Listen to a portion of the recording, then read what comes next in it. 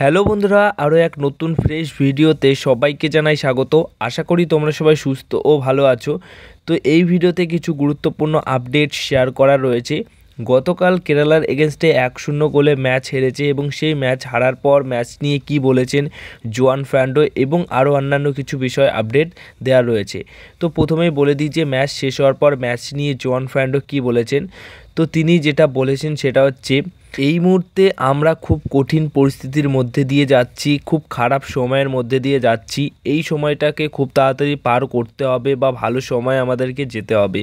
দলের অবস্থা দেখে বুঝতে পারছেন কোথায় কি প্রবলেম, কোথায় কি সমস্যা আমাদের ফেস করতে হচ্ছে। অনেক প্লেয়ারকে অ্যাভেলেবেল পাচ্ছি না, চোট আঘাতের জন্য কিছু প্লেয়ারদেরকে পাচ্ছি না এবং দলের হারের পর দলের ছেলেরা অনেক ভেঙে পড়েছে এবং ছেলেরা খুবই ডিমোটিভেট রয়েছে এবং আমিও খুব হতাশ। অনেক কিছুই চেষ্টা করছি যেগুলো থেকে সাফল্য আসছে না, কিন্তু ফুটবলে এরকম হয়ে থাকে। একটা সময় এমন আসে খুব ভালো হয়, আবার একটা সময় খুব খারাপ হয়। এগুলো নিয়েই চলতে হবে।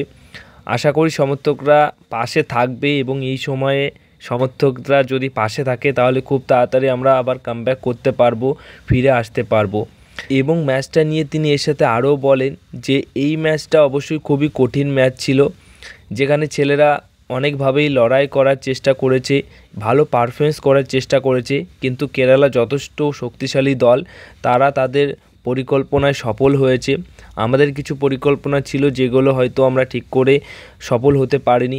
প্রথমেই গোল খাওয়ার পর দলের প্লেয়ারদের মনোবল অনেকটাই কমে গেছিলো। সেকেন্ড হাফে অনেকটা ভালো খেলার চেষ্টা করেছে, কিন্তু সব কিছু ঠিকঠাক হলেও শেষ অবধি ম্যাচটা আমরা হেরেছি। এটা দেখেই আমরা হতাশ এবং আরও অনেক ভালো কাজ করতে হবে এবং সেটাই আশা করি করব এবং পরবর্তী সময় খুব তাড়াতাড়ি ফিরে আসব। তো এরকম কথাই কিন্তু বলেন জুয়ান ফ্রান্ডো। তো জুয়ান ফ্রান্ডো কোচ হিসেবে যেটুকু ম্যাচ হারার পর যেরকম আর কি সব কোচেরাই বলে থাকেন যে কী কী কারণে হেরেছি এবং কীরকম পরিস্থিতি রয়েছে, সেরকমই বলেছেন। এবং এই ম্যাচটাই যদি জিততো জুয়ান ফ্রান্ডো তাহলে হয়তো তার কথা বলার ধরন অন্যরকমই থাকতো। এবার যে বিষয় শেয়ার করব সেটা হচ্ছে জুয়ান ফ্রান্ডো তাকে কি মোহনবাগান দল ছেড়ে দেবে। তো এই মুহূর্তে মোহনবাগান দলের ম্যানেজমেন্টের একটাই কাজ রয়েছে, সেটা হচ্ছে জুয়ান ফ্রান্ডোকে ছেড়ে দেওয়া উচিত বা ছেড়ে দিক। এর পাশাপাশি শুধু জুয়ান ফ্রান্ডো নয়, সাদিকিউ, জেসন কামিংস এই দুই প্লেয়ারকেও ছেড়ে দিক বিদেশিদের মধ্যে এবং ভালো মানের একজন স্ট্রাইকার আনুক, এছাড়া আরেকজন ডিফেন্সিভ মিডফিল্ডার আনুক। এই দুটি পরিবর্তন করুক যাতে করে দিমিত্রি পেট্রাটাসের সাথে নতুন স্ট্রাইকারটি খুব ভালো খেলতে পারুক আর অ্যাটাকিং মিডফিল্ড পজিশনের প্লেয়ার হিসেবে হুগো বুমোস আরও ফ্রিলি খেলতে পারুক।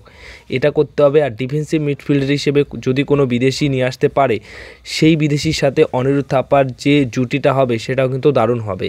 তো এই সমস্ত পরিবর্তন করা উচিত মোহনবাগান দলের। আর সেই রকমভাবেই এখন কিন্তু চিন্তা ভাবনা মোহনবাগান ম্যানেজমেন্টে চলে আসছে, আশা করি এই সমস্ত ম্যাচ হারার পর। বা তারাও কিন্তু বুঝতে পারছে, যেরকম সমর্থকরা বুঝতে পারছেই বলে সমর্থকরা সাজেশন দেওয়ার চেষ্টা করছে যে এই করো, ওই করো, এইটা করতে হবে, ওটা করতে হবে, তাহলেই সমাধান আসবে। তো তেমনইভাবে আমাদের থেকে হয়তো ম্যানেজমেন্ট আরও বেশি ভালো বোঝে, তো তারাও এখন মাথায় এই জিনিসটা নিয়ে নিয়েছে। এছাড়া কি করতে হবে, জুয়ান ফ্রান্ডোকে ছেড়ে দেওয়ার পর দায়িত্ব দিতে হবে আপাতত এই মরশুমটা শেষ করার জন্য হয় ক্লিফোর্ড মিরান্ডা, না হলে আন্তোনিও লোপেস হাবাস। তো আন্তোনিও লোপেস হাবাস তিনিও কিন্তু তার যে সমস্ত বছর তিনি কাটিয়েছেন আইএসএলে, সেই সমস্ত বছরে কিন্তু অনেক সাফল্য এনে দিয়েছে। তো এখন জুয়ান ফ্রান্ডো 2.5 বছরে সাফল্য এনে দিয়েছে বলে তার উপর ভরসা করছে। আর হাবাস সাফল্য আনার পরও তার উপর ভরসা না করেই তাকে ছেড়ে দেওয়া হয়েছিল এবং রাতারাতি জুয়ান ফ্রান্ডোকে আনা হয়েছিল। তো তার ক্ষেত্রে যদি তেমনটা হয়ে থাকে তাহলে জুয়ান ফ্রান্ডোর ক্ষেত্রেও কিন্তু সেম করাটা উচিত। জুয়ান ফ্রান্ডোকেও ছেড়ে দিয়ে হয় নতুন কোচ নিয়ে আসুক, নাহলে আপাতত সময়ে আন্তোনিও লোপেস হাবাস দলের দায়িত্ব নিক এবং তার মতো করে তিনি খেলাক। তাছাড়া ক্লিফোর্ড মিরান্ডাও যথেষ্ট ভালো অপশন থাকছে, কারণ জুয়ানের কোনোরকম প্ল্যান এ বি কিচ্ছু নেই। আরও অনেক কিছু এমন আছে, যেরকম গত 2 বছরে সেট পিসের কোনো পরিকল্পনা নেই। ভালো প্লেয়ার কিন্তু চয়েস হিসেবে আনতে পারেনি, এটাও কিন্তু বড় একটা বিষয় রয়েছে। গত 2-2.5 বছরের মধ্যে এমন একটা প্লেইং 11 তৈরি করতে পারেনি যেটা নিয়ে সব ম্যাচে হারলেও ম্যাচে খুব ভালো পারফরমেন্স করতে পারবে, বা ড্র করলেও ভালো পারফরমেন্স করছে এবং জিতলে তো সেটা আরও ভালো। কিন্তু এরকম একটা যে পারফেক্ট প্লেইং 11 সেটা কিন্তু জোয়ান ফ্র্যান্ডো এখনও অবধি তৈরি করতে পারেনি। এবং টিমটাকে মানে যত দেখি যে যেদিন খেলে সেদিন তো খেলেই, কিন্তু অনেকটা সময় অনেক ম্যাচে দেখা যায় স্লো, ফিটনেসের অভাব, প্রচুর পরিমাণে প্লেয়ারদের ফিটনেসের অভাব, আরও অনেক কিছু রয়েছে যেগুলো মোহনবাগান দলকে এখন কিন্তু খুব ভোগাচ্ছে।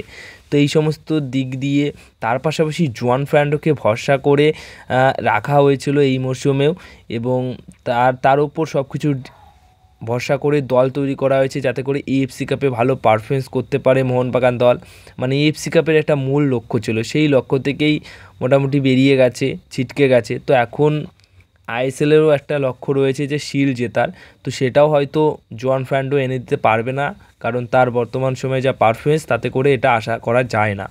তো এই সমস্ত কারণের দিক দিয়ে যদি ভেবেচিন্তে দেখে বা এখন ভাবার সময় এসে গেছে যে জোয়ান ফ্র্যান্ডোকে সাক করা উচিত এবং আন্তোনিও লোপেস সাবাসকে কোচের দায়িত্বে বা এই মরশুমটার বাকি যে কয়েক মাস রয়েছে সেটা করা উচিত। তো সেই অনুযায়ী যে কথাগুলো বলা হলো সেগুলো যদি মোহনবাগান দল এখন করে তাহলে কিন্তু মোহনবাগান দল আবার তার পুরনো জায়গায় ফিরে আসতে পারবে।